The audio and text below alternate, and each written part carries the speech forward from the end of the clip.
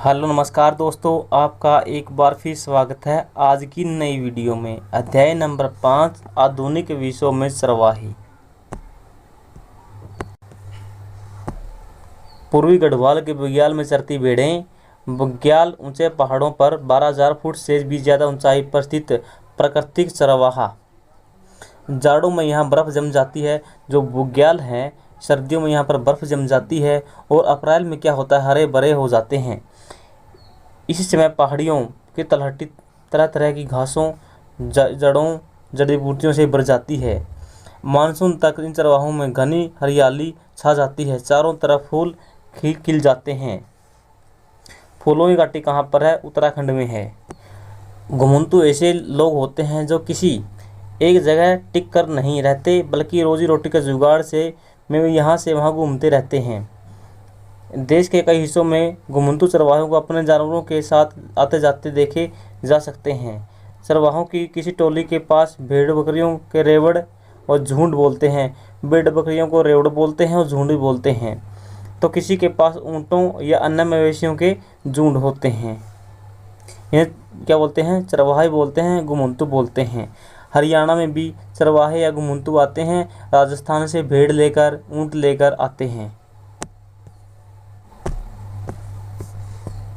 घुमंतु चरवाहे और उनकी आवाजाही। पहाड़ों में जम्मू कश्मीर के गुज्जर बकरवाल समुदाय के लोग भेड़ बकरियों के बड़े बड़े रेवड़ रखते हैं। जम्मू कश्मीर में कौन रखते हैं बड़े बड़े बकरियों के और भेड़ों के रेवड़? बकरवाल और गुज्जर, याद रखेंगे। इस समुदाय के अधिकतर लोग अपने मवेशियों के चरवाहों को तलाश में भटकते रहते हैं। ये अपने मवेशियों के साथ किसकी तलाश में भटकते रहते हैं? इधर से उधर, चरवाहों की, यानी घास की तलाश में। 19वीं सदी में यहाँ आए थे। जैसे जैसे समय बीतता गया यहीं होकर रह गए थे। यानी ये समुदाय जो गुज्जर बकरवाल भारत के नहीं हैं, ये यहीं बस गए। इसके बाद ये सर्दियों और गर्मियों के हिसाब से अलग अलग चरवाहों में जान लगे।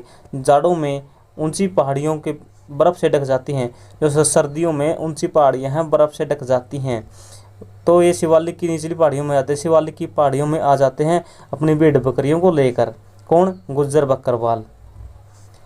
जाड़ों में निचले इलाकों में मिलने वाली सूखी झाड़ियाँ उनके जानवरों के लिए चारा बन जाती हैं। तो जाड़ों में जो सूखी झाड़ियाँ हैं वो चारा बन जाती हैं इनके पशुओं के लिए। अप्रैल के अंत तक वे उत्तर दिशा में जान लगते हैं। अप्रैल में वापस वे कहाँ जान लगते हैं? अपने पहाड़ी एरिया की ओर जान लगते हैं, क्योंकि गर्मियों में चरवाहा के लिए उपलब्ध हो जाते हैं, वहाँ पर बर्फ़ पिघल जाती है। इस सफ़र में कई परिवार काफिला बनकर साथ साथ चलते जाते हैं। वे पीर पंजाल के दर्रों को पार करते हुए कश्मीर घाटी में पहुंच जाते हैं। पीर पंजाल कहाँ पर है? जम्मू कश्मीर में है। और कश्मीर घाटी में पहुंच जाते हैं। कौन? गुज्जर बकरवाल कहाँ रहते हैं? शिवालिक की पहाड़ियों में आते हैं सर्दियों में, और गर्मियों में कहाँ जाते हैं? कश्मीर घाटी में, पीर पंजाल में। जैसी गर्मियाँ शुरू होती हैं, जमी हुई बर्फ़ की मोटी चादर पिघलने लगती है। चारों तरफ हरियाली छा जाती है। इन दिनों यहाँ उगने वाली तरह तरह की घास मवेशियों का पेट जी भरकर भरती है और उन्हें सेहतमंद खुराक भी मिल जाती है। सितंबर के अंत में बकरवाल एक बार फिर अपना बोरिया बिस्तर समेटकर किधर चल जाते हैं? शिवालिक की ओर आ जाते हैं सर्दियों में, क्योंकि जो चोटियां हैं वो बर्फ़ से ढक जाती हैं और निचली पहाड़ियों में अपना शरण लेते हैं। ये पास के ही पहाड़ों में चरवाहों का एक और समुदाय रहता है। हिमाचल प्रदेश के इस समुदाय को गद्दी कहते हैं। गद्दी समुदाय कहाँ रहता है? हिमाचल में रहता है। ये लोग भी मौसमी उतार चढ़ाव का सामना करते हैं, यानी मौसम के हिसाब से क्या करते हैं? प्रवास करते हैं। सर्दियों गर्मियों के हिसाब से अपनी जगह बदलते रहते हैं। वे भी शिवालिक की निचली पहाड़ियों में अपने मवेशियों को झाड़ियों में चराते हैं। शिवालिक की निचली पहाड़ियों में अपने मवेशियों को झाड़ियों में चराते हुए जाड़ों में कहाँ आते हैं? शिवालिक में आ जाते हैं। और अप्रैल आते ही कहाँ चले जाते हैं? ऊपर की तरफ चले जाते हैं, यानी लाहौल स्पीति में चले जाते हैं। कौन? गद्दी बकरवाल कहाँ से जाते हैं? जम्मू कश्मीर, पीर पंजाल में। जब बर्फ़ पिघलती है तो उनसे दर्रे खुल जाते हैं। उनमें बहुत सारे पहाड़ों में स्थित घास के मैदान में पहुंच जाते हैं। सितंबर तक वो दोबारा वापस चल पड़ते हैं। किधर? शिवालिक की ओर। वापस में वे लाहौल, गुज्जर, गडरिये, बुग्याल में मिलने वाले रिंगल एक तरह की पहाड़ी बांस है। घास से बने मंडपों में रहते हैं। इन मंडपों का इस्तेमाल कार्यस्थल के रूप में करते हैं। यहाँ गुज्जर घी भी निकालते हैं। हाल ही के सालों में बसों और ट्रकों में भरकर भी दूध ले जाया लगा है। ये मंडप 10,000 से लेकर 11,000 फुट की ऊंचाई पर होते हैं। ये मंडप हैं जो 10 से लेकर 11,000 फुट की ऊंचाई पर होते हैं। भैंसें इससे ज़्यादा ऊपर नहीं जा सकती हैं, यानी भैंसें हैं 10,000 से 11,000 फुट की ऊंचाई तक ही जा सकती हैं। देख लीजिए, ये भेड़ बकरियां बैठी हैं। सर्दियों का मौसम। लाहौल स्पीति के गाँव में एक बार फिर अपना डेरा डाल लेते हैं। कौन? गद्दी। इस बीच वे गर्मियों के मौसम की फसलें काटते हैं। सर्दियों के फसलें की बुआई करके आप आगे बढ़ते हैं। यहाँ से वे अपने रेवड़ लेकर शिवालिक की पहाड़ियों में जाड़ों वाले जगहों में चले जाते हैं। अगले अप्रैल में भेड़ बकरियां लेकर दोबारा गर्मियों से चरवाही तरफ रवाना हो जाते हैं। आइए अब जरा पूर्व की तरफ चलें।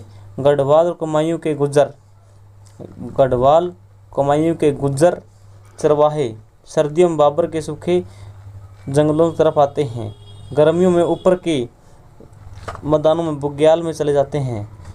इनमें से बहुत सारे हरे भरे चारागाहों की तलाश में 19वीं सदी में जम्मू कश्मीर से उत्तर प्रदेश की पहाड़ियों में आ गए थे। बाद में यहीं पर बस गए हैं। जो गढ़वाल कुमायूं है, यहाँ पर गुज्जर चरवाहे पाए जाते हैं जो बाबर के सूखे जंगलों की तरफ आते हैं और गर्मियों में ऊपर घास के बुग्याल क्षेत्र में चले जाते हैं।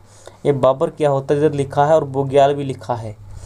बाबर गढ़वाल और कुमायूं के इलाके में पहाड़ियों के निचले हिस्से के आसपास पाए जाने वाले शुष्क और सूखे जंगलों का इलाका है। सूखे जंगल है यहाँ पर। बुग्याल ऊंची पहाड़ियों में स्थित घास के मैदान हैं। ऊंची पहाड़ियों में स्थित घास के मैदानों को क्या कहा जाता है? बुग्याल कहा जाता है। सर्दी गर्मी के हिसाब से हर साल चरवाहे बदलते रहते हैं। यह चलन हिमालय के पर्वतों में रहने वालों बहुत सारे चरवाहे समुदाय दिखाई देता है। यहाँ के बोटिया, शेरपा, किन्नौरी समुदाय ये कहाँ पर पाए जाते हैं? हिमालय में पाए जाते हैं। बोटिया, शेरपा, किन्नौरी ये सभी समुदाय मौसमी बदलावों के हिसाब से खुद को ढालते थे और अलग अलग इलाकों में पड़ने वाले चरवाहों का बेहतरीन इस्तेमाल करते थे। जब एक चरवाहा की हरियाली ख़त्म हो जाती थी तो ये या इस्तेमाल के काबिल नहीं रहती तो किसी अन्य जगह पर चले जाते थे। इस आवाजाही से चरवाहे ज़रूरत से ज़्यादा इस्तेमाल से भी बच जाते थे। उन्हें दोबारा हरियाली और ज़िंदगी में लौट आती थी। गद्दी अपनी भेड़ों से ऊन उतारते। गद्दी समुदाय कहाँ पर पाया जाता है? हिमाचल में। पठारों, मैदानों और रेगिस्तान में चरवाहे सिर्फ पहाड़ों में नहीं मिलते हैं बल्कि पठारों में, मैदानों में, रेगिस्तान में मिलते हैं। धंगर महाराष्ट्र का एक जाना माना चरवाहा समुदाय है। एक बार एग्जाम में पूछा गया धंगर समुदाय कहाँ पाया जाता है? महाराष्ट्र में पाया जाता है। चरवाहा समुदाय है धंगर, महाराष्ट्र चरवाहा समुदाय। 20वीं सदी की शुरुआत में इस समुदाय की आबादी 20वीं सदी में इसकी आबादी कितनी थी? 4,67,000 थी। उनमें से ज़्यादातर गडरिये और चरवाहे थे। चरवाहों को गडरिये भी बोला जा सकता है। हालांकि कुछ लोग कंबल और चादरें भी बनाते थे जबकि कुछ भैंस पालते थे। ये धंगर समुदाय है, मुख्यतः भैंसें पालता है। धंगर गडरिये बरसात के दिनों में महाराष्ट्र के पठारी मैदानों में रहते थे। जो धंगर समुदाय हैं बरसात के दिनों में पठारी मैदानों में रहते थे। महाराष्ट्र के अर्ध शुष्क इलाका था जहाँ बारिश बहुत कम होती थी और मिट्टी भी खास उपजाऊ नहीं थी। चारों तरफ सिर्फ कंटीली झाड़ियाँ होती थी। बाजरे जैसी सूखी फसलों के अलावा यहाँ कुछ नहीं उगता था। मानसून में यहाँ पट्टी धंगरों के जानवरों के लिए एक विशाल चरगाह बन जाती थी। पट्टी बन जाती थी एक चरगाह की इन धंगरों के पशुओं के लिए। अक्टूबर के आसपास धंगर बाजरे की कटाई करते थे। जो धंगर लोग थे समुदाय के, जो धंगर समुदाय के लोग थे बाजरे की कटाई करते थे अक्टूबर में और चरवाहा की तलाश में पश्चिम की तरफ चले जाते थे। करीब महीने भर पैदल चलने के बाद वे अपने रेवड़ के साथ कोंकण कहाँ पर है? महाराष्ट्र के पास है। इलाके में जाकर डेरा डालते थे। अच्छी बारिश और उपजाऊ मिट्टी की बदौलत इस इलाके में खेती खूब होती थी। कोंकणी किसान भी इन चरवाहों का दिल खोलकर स्वागत करते थे। जिस समय डंगर हरियाणा में पशुओं को डांगर बोलते हैं, और डांगर कहाँ मिलते हैं? महाराष्ट्र में मिलते हैं। कोंकण पहुँचते थे तो उसी समय कोंकण के किसान खरीफ की फसल काट कर अपने खेतों में रबी की फसल बोने को दोबारा उपजाऊ बनाना होता था। यानी जो कोंकण के लोग थे वो खरीफ की फसलों को काट लेते थे और रबी की फसल बोने की तैयारी करते थे, तो उसके लिए ज़मीन को उपजाऊ बनाना होता था। पश्चिमी राजस्थान के थार मरुस्थल में चरते रायका समुदाय के ऊँट। यहाँ पर ये रायका समुदाय के ऊँट चर रहे हैं। कौन सा समुदाय ऊँट चलाता है? पश्चिम राजस्थान में। और रायका समुदाय आज भी ऊँट चलाता है। कहाँ पर? पश्चिमी राजस्थान में। यहाँ पाई जाने वाली सूखी और कंटीली झाड़ियाँ सिर्फ ऊँट ही जिंदा रह सकते हैं। कहाँ पर? पश्चिमी राजस्थान में। ये पश्चिमी राजस्थान पाकिस्तान के साथ लगता बॉर्डर है।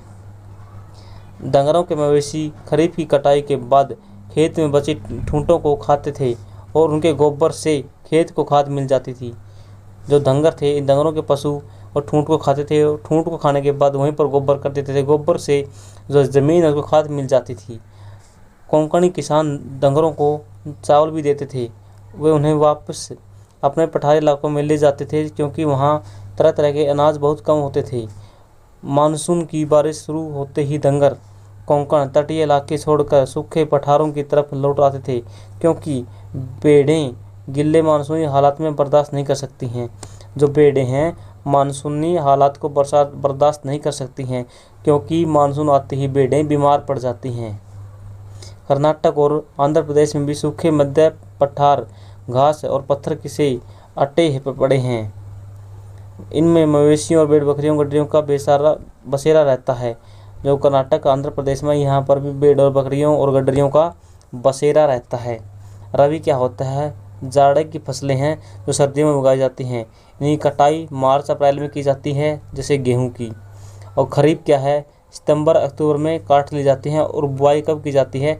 रबी फसल कटने के बाद, यानी मई जून में बुआई की जाती है। ठूंठ क्या होते हैं? पौधों की कटाई के बाद ज़मीन पर रहे जाने वाले जड़ को ठूंठ कहते हैं। जैसे गेहूं की बच जाती है, पुराली की ठूंठ बच जाते हैं। कर्नाटक आंध्र प्रदेश का गोला समुदाय। याद रखेंगे, गोला समुदाय कहाँ मिलता है? कर्नाटक और आंध्र प्रदेश में मिलता है। ये गाय और भैंस पालते थे। जबकि कुरमा और कुर्बा ये कहाँ मिलते हैं? ये भी आंध्र प्रदेश और कर्नाटक में मिलते हैं। समुदाय के लोग भेड़ और बकरियाँ पालते थे। कुरमा और कुर्बा क्या पालते थे? भेड़ बकरियाँ पालते थे। और गोला गाय भैंस पालते थे। हाथ के बुने कंबल बेचते थे। जो कुर्बा और कुरमा लोग थे, ये हाथ से बुने हुए कंबल बेचते थे। ये लोग जंगलों और छोटे खेतों के आसपास रहते थे। अपने जानवरों की देखभाल के साथ साथ कई दूसरे काम धंधे भी करते थे। पहाड़ी चराहों के विपरीत यहाँ के चरवाहों को एक स्थान से दूसरे स्थान पर सर्दियों गर्मी से तय नहीं था। यानी यहाँ पर सर्दी गर्मी का कोई चक्कर नहीं था। कहाँ पर? आंध्र प्रदेश कर्नाटक में, क्योंकि यहाँ पर मौसम लगभग सम रहता है। ये लोग बरसात और सूखे मौसम के हिसाब से अपनी जगह बदलते हैं। यानी बरसात के समय से हिसाब से और सूखे के हिसाब से अपनी जगह बदलते हैं। सूखे महीनों में ये तटीय इलाकों में चले जाते हैं, जो समुद्र के आसपास के इलाके वहाँ पर चले जाते हैं। जबकि बरसात शुरू होने पर वापस चले जाते हैं। मानसून के दिनों में तटीय इलाकों में जिस तरह के गिल्ले दलदली हालात पैदा हो जाते हैं, जो तटीय प्रदेश हैं, मानसून के समय वहाँ पर दलदली क्षेत्र पैदा हो जाते हैं। वे सिर्फ भैंसों को ही रास आता है। यानी भैंस वहाँ पर आसानी से रह जाती हैं। कहाँ पर? जहाँ पर क्या हो जाता है? गिल्ला एरिया हो जाता है। ऐसे समय में बाकी जानवरों को सूखे पठारी इलाकों में ले जाना ज़रूरी होता है। यानी गाय भेड़ बकरियों को सूखे इलाकों में ले जाना होता है, लेकिन भैंस गिल्ले क्षेत्र में रह लेती हैं। चरवाहों में एक जाना पहचाना नाम है बंजारे। बंजारों का नाम तो बहुत सुना है। बंजारे उत्तर प्रदेश में मिलते हैं, पंजाब में मिलते हैं, महाराष्ट्र में मिलते हैं और मध्य प्रदेश में मिलते हैं। यानी मेन कहाँ मिलते हैं? उत्तर प्रदेश में मिलते हैं बंजारे। ये लोग बहुत दूर दूर तक जाते थे। रास्ते में अनाज और चारे के बदले गांव वालों को खेतों जोतने के लिए जानवर और दूसरी चीज़ें बेचते थे। यानी ये हमारे गांव में इनको गडरिये बोलते थे। और ये क्या करते थे कि किसी को बछड़ा दे दिया, किसी का बैल ले लिया, इस प्रकार से अदला बदली करते रहते थे और बीच में कमीशन कमाते थे। इस प्रकार अपना गुजारा चलाते थे। वे यहाँ भी जाते थे वे जहाँ भी जाते थे अपने जानवरों के लिए अच्छे चरवाह की खोज करते थे और गांव से चारा मांग कर लाते थे ये पशुओं के लिए।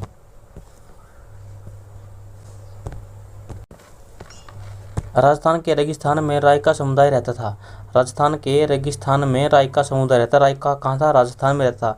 इस इलाके में बारिश का कोई भरोसा नहीं था, होती भी थी तो बहुत कम होती थी, इसीलिए खेती की उपज हर साल घटती बढ़ती रहती थी।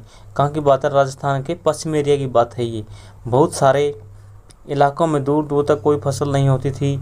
इसके चलते राय का खेती के साथ साथ चरवाहा भी करते थे। बरसात में बाड़मेर, जैसलमेर, जोधपुर, बीकानेर के रायका अपने गांव में ही रहते थे, क्योंकि इस दौरान उन्हें वहीं पर चारा मिल जाता था।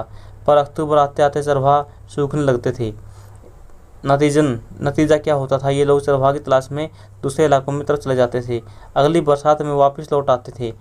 रायकाओं का एक तबका ऊँट पालता है, यानी रायका क्या पालते हैं? ऊँट पालते हैं।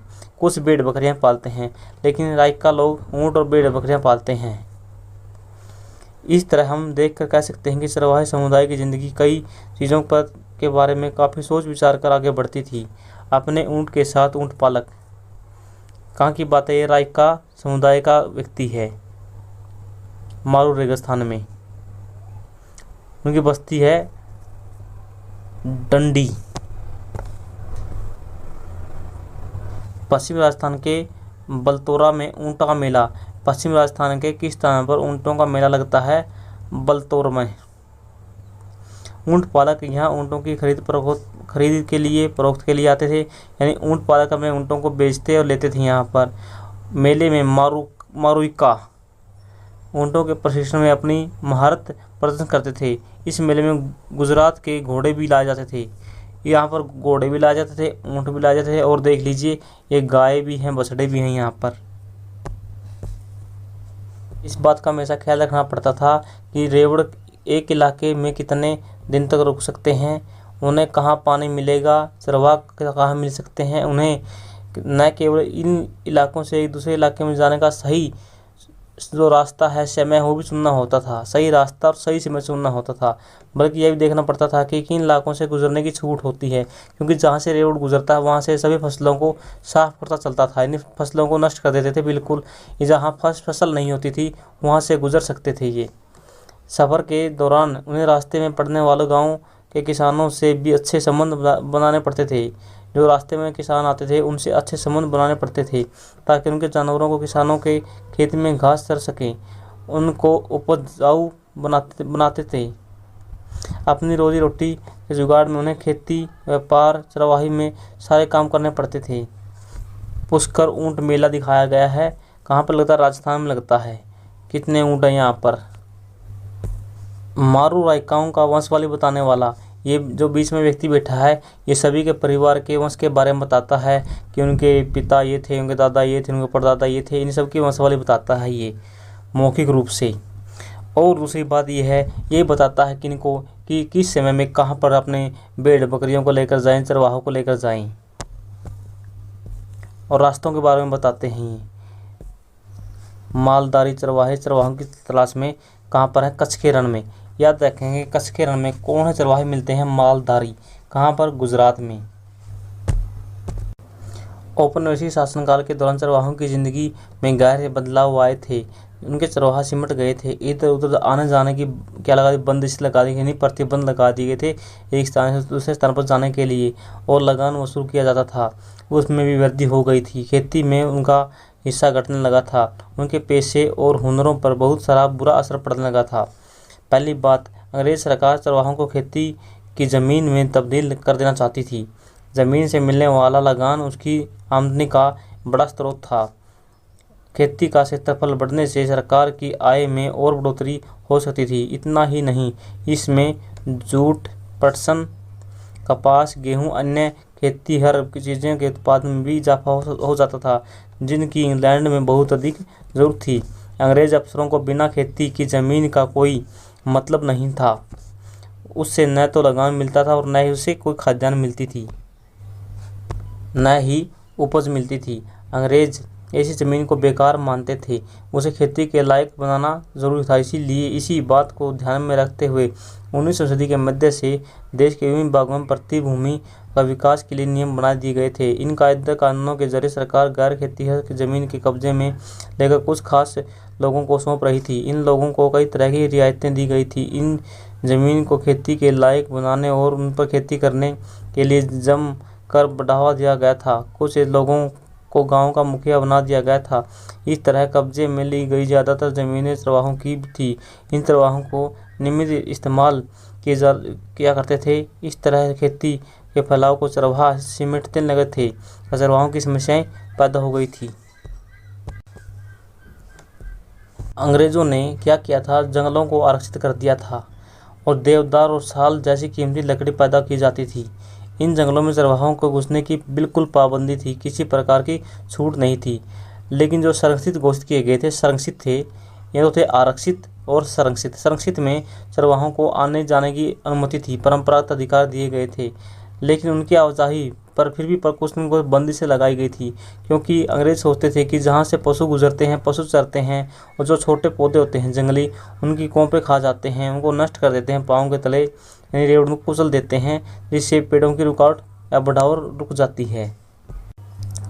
परंपरागत अधिकार क्या होता है? परंपरा और रीति रिवाज के आधार पर तय किए गए अधिकार। वन अधिनियमों के ने चरवाहों की जिंदगी बदल दी थी। उन जंगलों में जाने पर रोक लगा दी गई थी जहां पहले मवेशियों का बहुत सारा चारा मिलता था। जिन क्षेत्रों में प्रवेश की छूट दी गई थी उन पर कड़ी नज़र रखी जाती थी। जंगलों में दाखिला के समय उनको परमिट दिया जाता था, यानी जंगलों में जाने के लिए भी परमिट लेना पड़ता था चरवाहों को। अब जंगल में उनके प्रवेश और वापसी की तारीख तय होती थी और उनको जो तारीख होती थी तारीख पे ही आना होता था। ये तारीख से लेट हो जाते तो उन पर जुर्माना लगाया जाता, उनको मारा पीटा जाता था। अब चरवाहे किसी जंगल में ज़्यादा समय तक नहीं रह सकते थे, भले ही चारा कितना भी क्यों ना हो, घास कितनी भी क्यों ना हो, चारों तरफ घनी हरियाली हो, इन्हें इसीलिए निकलना पड़ता था क्योंकि अब उनकी ज़िंदगी वन विभाग के द्वारा जारी की जाती थी। वह जंगल में बहुत कम समय बिता पाते थे। अब चरवाहे किसी जंगल में ज़्यादा समय तक नहीं रुक पाते थे, चाहे वह चारा कितना भी क्यों ना हो, घास कितनी क्यों ना हो, चारों तरफ घनी हरियाली हो, उन्हें इसीलिए निकलना पड़ता है क्योंकि उनकी ज़िंदगी वन विभाग द्वारा तय की जाती थी। परमिट में पहले ही लिख दिया जाता था कि वह कानून कब तक जंगल में रह सकते हैं कानून के अनुसार। अगर वह समय सीमा उल्लंघन करते तो उन्हें जुर्माना लगा दिया जाता था। तीसरी बात, अंग्रेज अफसर घुमंतु किस्म के लोगों को शक की नज़र से देखते थे। वे गांव-गांव जाकर अपनी चीज़ें बेचने वाले कारीगरों में व्यापारियों और अपने रेवड़ के लिए हर साल नए चरवाहों की तलाश में रहने वाले थे। हर मौसम में अपनी रिहायशें बदल लेने वाले चरवाहों पर यकीन नहीं करते थे। वह चाहते थे कि ग्रामीण जनता गाँव में रहे, उनकी रिहायशी और खेतों पर उनके अधिकार तय हों। इस तरह की आबादी का पहचानना करना उनके नियंत्रण का या ज़्यादा आसान था। जो एक जगह टिका रहता है, ऐसे लोगों को शांति प्रिय और कानून का पालन करने वाला माना जाता है। घुमंतु अपराधी माने जाते थे। घुमंतु को अंग्रेज अपराधी मानते थे। 1871 में औपनिवेशिक सरकार ने अपराधी जनजातीय अधिनियम पास किया था। जो औपनिवेशिक सरकार थी, इसने अपराधी जनजातीय अधिनियम कब पास किया था, यानी जो जनजातियाँ थीं इनको अपराधी घोषित किया गया था 1871 में। याद रखेंगे, क्रिमिनल ट्राइब्स एक्ट। इस कानून के तहत दस्तकारों, व्यापारियों, चरवाहों के बहुत सारे समुदायों को अपराधी समुदाय में सूची में रखा गया था। उन्हें कुदरती और जन्मजात अपराधी घोषित किया गया था, यानी कुदरती और जन्मजातीय अपराधी घोषित कर दिया था एक्ट 1871 के तहत। इस कानून के लागू होते ही ऐसे समुदायों को कुछ खास अधूरी बस्तियों में बस जाने का हुक्म दिया गया था। उनके बिना परमिट आवाजाही पर रोक लगा दी गई थी। ग्राम्य पुलिस उन पर सदा नजर रखती थी। ग्राम्य पुलिस नजर रखती थी चरवाहों पर। चौथी बात, अपनी आमदनी बढ़ाने के लिए अंग्रेजों ने लगान वसूलने का हर संभव रास्ता अपनाया।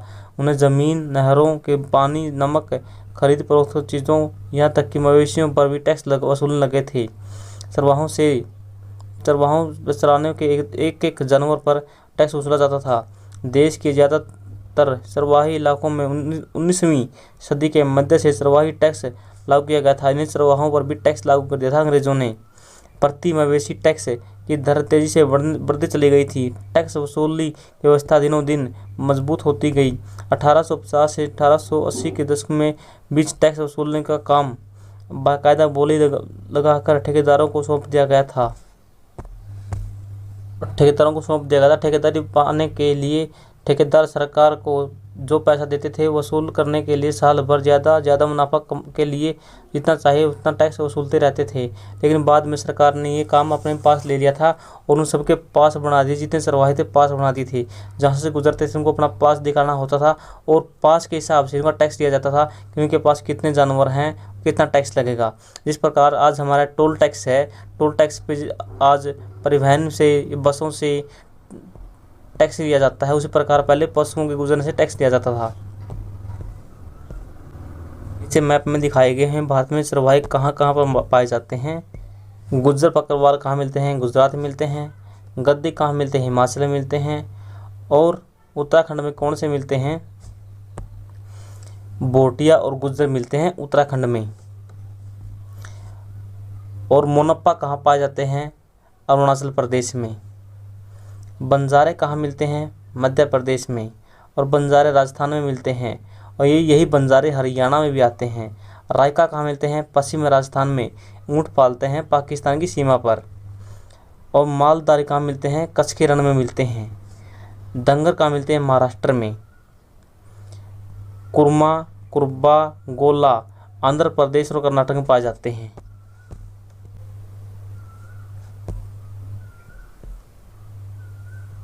अंग्रेजों द्वारा लगाई गई बंदिशों के कारण जानवरों की सेहत और तादाद भी गिरने लगी थी। इनकी संख्या भी कम हो गई थी और सेहत भी कमज़ोर हो गए थे। चारे की कमी और जब तब पड़ने वाला आकार की वजह से कमज़ोर भूखे जानवरों की संख्या, बड़ी संख्या में जानवर मरने लगे थे। जानवरों की संख्या घट गई थी। चरवाहों ने इन बदलावों का सामना कैसे किया? इन बदलावों पर चरवाहों की प्रतिक्रिया कई रूप में सामने आई। मिसाल के तौर पर ऊँट और भेड़ पालने वाले रायका समुदाय कहाँ पाया जाता है? भारत पाकिस्तान की सीमा पाया जाता है। 1947 के बाद न तो सिंध में दाखिल हो सकते थे, यानी जो सिंध था वहाँ पर दाखिल नहीं हो सकते थे क्योंकि सीमा बना दी गई थी भारत पाकिस्तान की। और नए सिंधु नदी के किनारे अपने जानवरों को चरा सकते थे। भारत और पाकिस्तान के बीच खींच दी गई सीमा रेखा ने इन्हें उस तरफ जाने से रोक दिया था। ये पहले कहाँ पर चराते थे? पहले अपनी भेड़ बकरियों को इस क्षेत्र में चराते थे। कौन? रायका। जाहिर है कि अब उन्हें जानवरों को चराने के लिए नई जगह ढूंढनी थी। अब वे हरियाणा के खेतों में जाने लगे थे। हरियाणा में बहुत से ऊँटों वाले और भेड़ बकरियों वाले आते हैं जो रायका समुदाय होता है, बंजारे होते हैं, जहाँ फसल की कटाई के बाद खाली पड़े खेत में वे अपने मवेशियों को चरा सकते थे। इसी समय खेतों में खाद की जरूरत भी होती है, उन्हें इन जानवरों के मल मूत्र से मिल जाती है। समय गुजरने के साथ कुछ धनी चरवाहे जमीन खरीदकर एक जगह बस गए हैं। उनमें से कुछ नियमित रूप से खेती करने लगे जबकि कुछ व्यापार करने लगे हैं। इन चरवाहों के पास ज़्यादा पैसा नहीं था। वे सूदखोरों से ब्याज पर कर्ज लेकर दिन काटने लगे। इस चक्कर में बहुतों के मवेशी भी हाथ से जाते रहे। वे मजदूर बनकर रह गए। वे खेतों या छोटे कस्बों में मजदूरी करते दिखाई देने लगे। इसके बावजूद भी चरवाहे न केवल आज भी चरवाहे जिंदा हैं बल्कि हालात के दशकों के कई जगह तो उनकी संख्या में वृद्धि भी हुई है। अब उनकी संख्या में वृद्धि भी हो रही है। जब भी किसी इलाके के चरवाहों में उनके दाखिले पर रोक लगा दी जाती थी तो वे अपनी दिशा बदल लेते थे, रेवड़ छोटा कर लेते थे। नई दुनिया के मिजाज से तालमेल बिठाने के लिए दूसरे काम धंधे भी करने लगे थे। बहुत सारे परिस्थितियां बदल दी गई थी।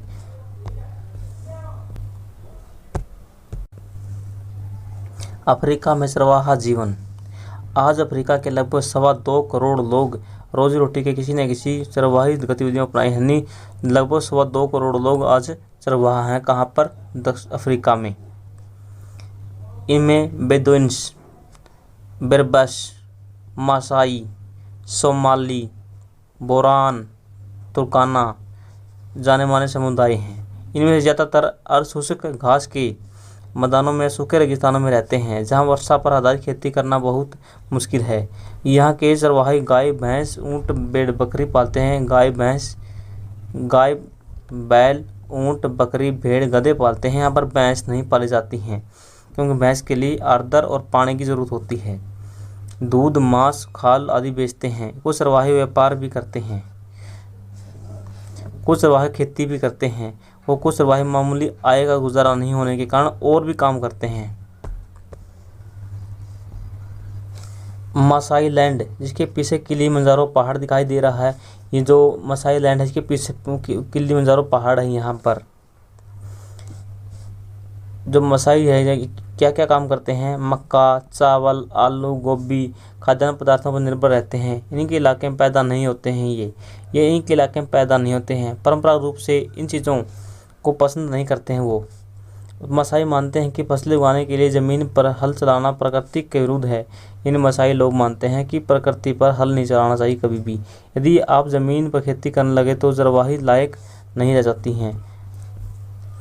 देख लीजिए, ये अफ्रीका का मैप दिखाया गया है और इसमें ये बताएगा जी कौन से चरवाहे कहाँ मिलते हैं। याद रखेंगे यहाँ से बेदुइन, बर्बस, मोरमस, बोदाइंगुल फुलानी, ताउरंग, कबाबिस, डोनिकल, बेजा, सोमाली और जुल्लू और नामा नीचे मिलते हैं। तस्वाना, हेरोरो। जो कीनिया और तंजानिया है, यहाँ पर कौन से समुदाय मिलते हैं? मासाइयों। याद रखेंगे, मासाई कहाँ मिलते हैं? तंजानिया और कीनिया में मिलते हैं। मासाई पशुपालक मोटे तौर पर पूर्वी अफ्रीका के निवासी हैं। कहाँ के? पूर्वी अफ्रीका के निवासी हैं। इनकी 3 लाख कहाँ मिलते हैं? दक्षिणी कीनिया मिलते हैं और 1.5 लाख कहाँ पर मिलते हैं? तंजानिया में पाए जाते हैं। कीनिया और तंजानिया में मसाई मिलते हैं मुख्यतः। अभी हम देखेंगे कि इन कानूनों और बंदिशों से किस तरह न केवल उनकी ज़मीन छीन ली गई बल्कि आवाजाही पर भी पाबंदी लगा दी गई थी। मसाइयों की समस्या, सबसे बड़ी समस्या ये थी कि चरखा दिनों दिन सिमटते जा रहे थे औपनिवेशिक शासनकाल के कारण।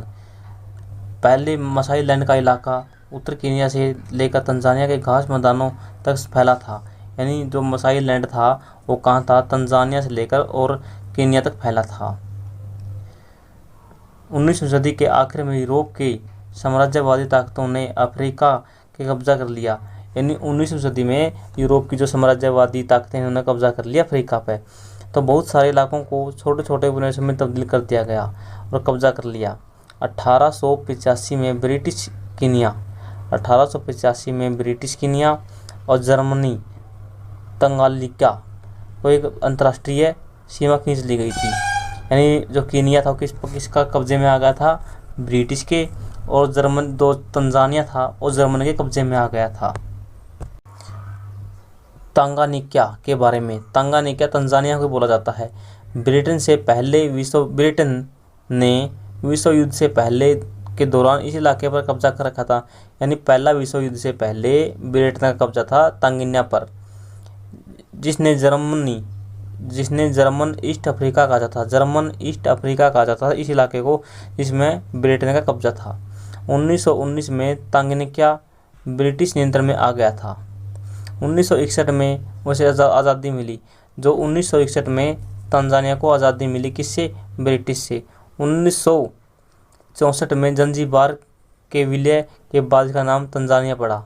इसका तंजानिया का पुराना नाम क्या था? तंगानिका था। और तंजानिया नाम कैसे पड़ा? जंजीबार के मिलने के बाद इसका नाम तंजानिया पड़ा 1964 में। और तंगानिका को आज़ादी कब मिली थी? 1961 में मिली थी। सीमा खींच दी थी। मसाई लैंड को 2 बराबर भागों में बांट दिया गया था।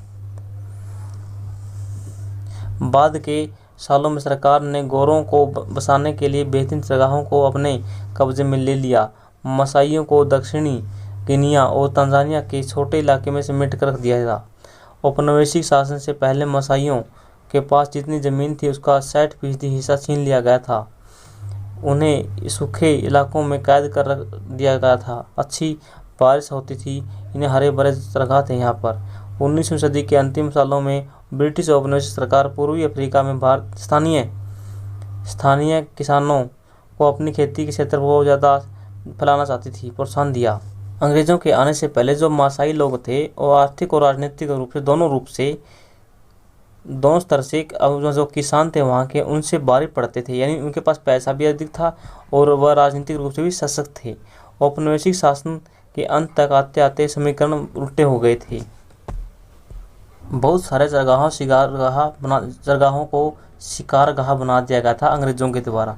केनिया में मासाई मारा और सांबरू जो केनिया था, केनिया में क्या बनाया गया, एक तो मासाई मारा और एक सांबरू नेशनल पार्क बना दिए गए 2।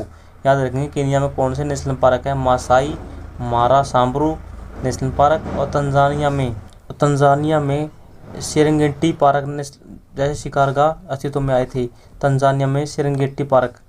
इन आरक्षित जंगलों में चरवाहों का आना जाना मना था। इन इलाकों में न तो वे शिकार कर सकते थे और न ही अपने जानवरों को चरा सकते थे। जो मिसाल के तौर पर सेरेंगेटी नेशनल पार्क था, जो कहाँ पर था, तंजानिया में था सेरेंगेटी नेशनल पार्क। इसका क्षेत्रफल कितना था, 14,760 वर्ग किलोमीटर में फैला था। जो मसाइयों के चरागाह थे इन पर अंग्रेजों का कब्जा हो गया था। घास के बिना पशु, मवेशी, बकरियां, भेड़ कुपोषण शिकार हो जाती थी, जिसका मतलब था कि परिवारों को, बच्चों को भोजन कम पड़ गया था। और सूखे और भोजन की सर्वाधिक कमी के ग्रस्त इलाकों में जो अम्बासेली नेशनल पार्क था, इनकी पर्यटन से आय हो जाती थी किसको, अंग्रेज़ों को। कितनी, 24 करोड़ केनियन शीलिंग उसमें वहाँ की करेंसी थी, 24 करोड़ हो जाती थी उस समय की बात है। लगभग 35 लाख डॉलर होती थी इनकम। किलिमंजारो जल परियोजना भी वहीं पर थी, लेकिन इस समुदाय को जो मसाई था इनको कुछ नहीं मिलता था इस परियोजना से। मासाई नाम मा शब्द से निकला है। मासाई का मतलब होता है मेरे लोग। मासाई का लोग होता है मेरे लोग। परंपरागत रूप से मासाई घुमंतू चरवाहा समुदाय के लोग होते थे।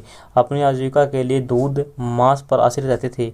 ऊंचे तापमान और कम वर्षा के कारण यहाँ शुष्क और धूल भरे बेहद गर्म हालात रहते थे। इस अर्ध शुष्क और विषुवतीय इलाकों में सूखे के हालात सामान्य हैं। ऐसे समय में बहुत सारे जानवर मर जाते थे।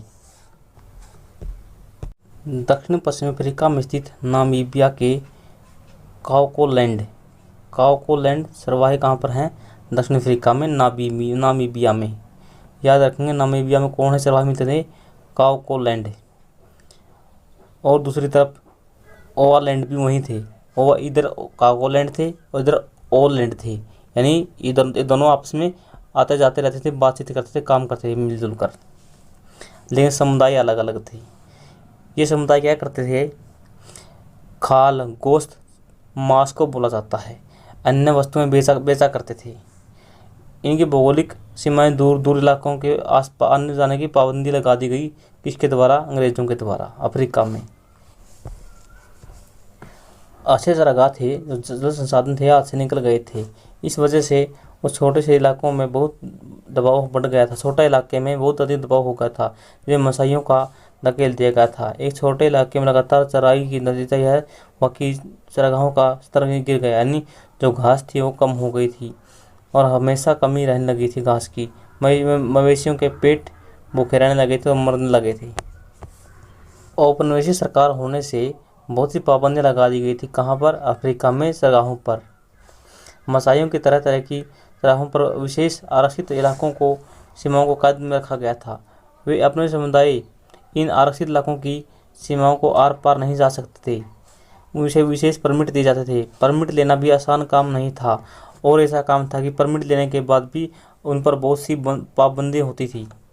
इसके लिए तरह तरह की बाधाओं का सामना करना पड़ता था, उन्हें तंग किया जाता था, और यदि नियमों को तोड़ दिया जाता था उन्हें कड़ी सजा दी जाती थी। चरागाहों को गोरों के इलाकों में बढ़ने की, बाजार में दाखिल होने से रोक दिया जाता था। यानी जहाँ पर गोरों के इलाके थे उनमें जो चरवाहे थे बिल्कुल भी नहीं जा सकते थे। बहुत सारे इलाकों में तो वे कई तरह के व्यापार पर प्रतिबंध लगा दिए गए थे। बाहर से आए गोरे और यूरोपीय औपनिवेशिक सरकार अफसर इन्हें खतरनाक और बर्बर स्वभाव वाले मानते थे। जो वहाँ के चरवाहे थे उनको नई नई शर्तें चरगाहों और जिंदगी और तुरंत बदल डाली थी। नई पाबंदियों और बाधाओं की आड़ में उन्हें प्रताड़ित किया जाता था। वह छोटे से इलाके में खुद को कैद सा महसूस करते थे। इससे उनकी चरवाही और व्यापार दोनों गतिविधियां बहुत असर हो गया था, ठप हो गई दोनों की दोनों। चरवाहे न केवल मवेशी चराते थे बल्कि वो व्यवसाय व्यापार भी करते थे। औपनिवेशिक शासनकाल के अंतर्गत थोपी गई बंदिशों को उनका व्यापार बंद ही नहीं हुआ बल्कि पूरी तरह से अंकुश लगा दिया गया था। सूखा दुनिया भर के चरवाहों को जिंदगी पर असर डालता है। जिस साल बारिश नहीं होती, चरागाहों के सूख जाते हैं। अगर उस साल मवेशियों को किसी हरे भरे इलाके में न ले जाया जाए तो भूखमरी का संकट पैदा हो जाता है और पशु मर जाते हैं। इसीलिए परंपरागत तौर पर चरवाहे घुमंतु स्वभाव के लोग होते हैं। वे यहाँ से वहाँ जाते रहते हैं। इसी घुमंतुपन की वजह से बुरे वक्त का सामना कर पाते हैं, संकट से बच निकलते हैं। लेकिन औपनिवेशिक शासनकाल की स्थापना के बाद मासाइयों को एक निश्चित इलाके में कैद कर दिया गया था। उनके लिए इलाका आरक्षित कर दिया गया था। चरगाहों की खोज में यहाँ वहाँ भटकने पर रोक लगा दी गई थी। मासाइयों को अर्ध पेटी में रहने पर मजबूर कर दिया गया था और सूखे की आशंका वहाँ पर हमेशा बनी रहती थी, क्योंकि ये संकट के समय अपने जानवरों को एक जगह से दूसरी जगह नहीं ले जा सकते थे। आश्रय सरगाह यहाँ पर हर समय नहीं मिलते थे। मवेशियों की वो संख्या लगातार घटती जा रही थी। मासाइयों के जो मवेशी थे उनकी संख्या लगातार घटती जा रही थी। मासाइयों के पास 7,20,000 मवेशी थे। इसमें थे 8,20 लाख भेड़ें, 1,71,000 गधे। 1933 और 34 में पड़े अकाल में 2 साल के भीतर ही इनकी संख्या आधे से भी कम रह गई थी। औपनिवेशिक शासनकाल में अफ्रीका के बाकी स्थानों की तरह माइसलैंड में भी आए बदलावों का चरवाहों का एक जैसा असर नहीं रहा था। उपनिवेश बनने से पहले मासाई समाज 2 भागों में बंटा हुआ था। एक था वरिष्ठ जन, जिसे एल्डर्स बोला जाता है, वरिष्ठ यानी बड़ा था, और योद्धा यानी वारियस होते हैं योद्धा। वरिष्ठ जन शासन चलाते थे। ये जो वरिष्ठ लोग होते शासन चलाते थे, समुदाय से जुड़े मामलों पर विचार विमर्श करते थे, अहम फैसले लेते थे, समय समय पर सभा करते थे। योद्धाओं का काम क्या होता था? इसमें नौजवान होते थे जिन्हें मुख्य रूप से लड़ाई लड़ने और कबीले की हिफाजत के लिए तैयार किया जाता था। वे समुदाय की रक्षा करते थे, दूसरे कबीलों के मवेशी छीन कर लाते थे। कौन? जो योद्धा होते थे वो। जहाँ जानवरों की संपत्ति हो वहाँ हमला करके दूसरों के जानवर छीन लेते थे। एक महत्वपूर्ण काम होता था अलग अलग चरवाहा समुदायों की ताकत इन्हीं हमलों से तय होती थी। युवाओं को योद्धा वर्ग का हिस्सा तभी माना जाता था जब वे दूसरे समूह के मवेशियों को छीनकर, और देख लीजिए इधर आपको ये योद्धा दिखाए गए हैं, कहाँ के हैं? अफ्रीका के हैं। लाल रंग का चोगा पहने हुए हैं ये, और जिस पर मोती लगे हुए हैं, और ये भाला है, ये स्टील का बना हुआ है, पेन नोक का है। युद्ध में बहुत बहादुरी का काम करते थे। जो ये मर्द होते थे मर्दानगी साबित करते थे। फिर भी ये जो वरिष्ठ लोग होते थे कि नीचे काम करते थे। मासाइयों के मामले में देखभाल करने के लिए अंग्रेज सरकार ने कई ऐसे फैसले लिए जिनसे आने वाले सालों में बहुत से गहरे असर पड़े। उन्होंने कई मासाई उपसमूहों के मुखिया तय कर दिए थे। अपने कबीले के सारे मामलों में जिम्मेदारी उन्हें सौंप दी गई थी। इसके बाद उन्हें हमलों और लड़ाइयों पर पाबंदी लगा दी गई थी। इस तरह वरिष्ठ जनों और योद्धाओं दोनों की परंपरागत सत्ता बहुत कमज़ोर हो गई थी। जैसे जैसे समय बीतता गया, उपनिवेश सरकार नियुक्त किए गए मुखिया माल इकट्ठा करते थे। अंग्रेजों के द्वारा जो मुखिया बनाए गए थे वो माल इकट्ठा करते थे। उनके पास नियमित आमदनी होती थी जिससे वे जानवर और साजो सामान और ज़मीन खरीद सकते थे। वे अपने गरीब पड़ोसियों को लगान चुकाने के लिए कर्ज पर पैसा देते थे। उनमें से ज़्यादातर बाद में शहर में आकर बस गए और व्यापार करने लगे थे। उनकी बीवी बच्चे गांव में ही रहकर जानवरों की देखभाल करते थे। उन्हें चरवाही और गैर चरवाही दोनों तरह की आमदनी होती थी। अगर वे जानवर किसी वजह से घट जाते तो और जानवर खरीद सकते थे, लेकिन जो केवल अपनी ज़िंदगी जानवरों के सहारे बिताते थे। उनकी वक्त कुछ और अलग था। यदि युद्ध होता अकाल पड़ जाता तो उनके जानवर मारे जाते थे, या युद्ध में सारे जानवर लूट लिए जाते थे तो उनके पास कुछ नहीं था, वो गरीब हो जाते थे। उनको आसपास के शहरों में आना पड़ता था काम की तलाश के लिए, और शहरों में आकर वो सड़कों पर सड़क बनाने के लिए, भवन बनाने के निर्माण के लिए या कोयला जलाने के लिए काम करते थे। इस तरह मसाई समाज दो स्तरों में बदलाव आए हैं। पहला वरिष्ठजनों और योद्धा की उम्र पर आधारित परंपरागत फर्क पड़ गया था, और दूसरा अमीर और गरीब के चरवाहा में भेदभाव पैदा हुआ। देख लीजिए, रायका समुदाय के लोग हैं, भेड़ों को लेकर कहाँ से गुजरे हैं, जयपुर राजमार्ग से गुजर रहे हैं, यानी जो कच्ची सड़कें थी उनको पक्का कर दिया गया था। ये लेसन यहीं पर समाप्त होता है। आप सभी को जय हिंद, भारत माता की जय। वीडियो को लाइक करें, चैनल को सब्सक्राइब करें और कमेंट में अपनी राय ज़रूर दें। देख लीजिए, पूरा ये बुक हमने कवर कर ली है।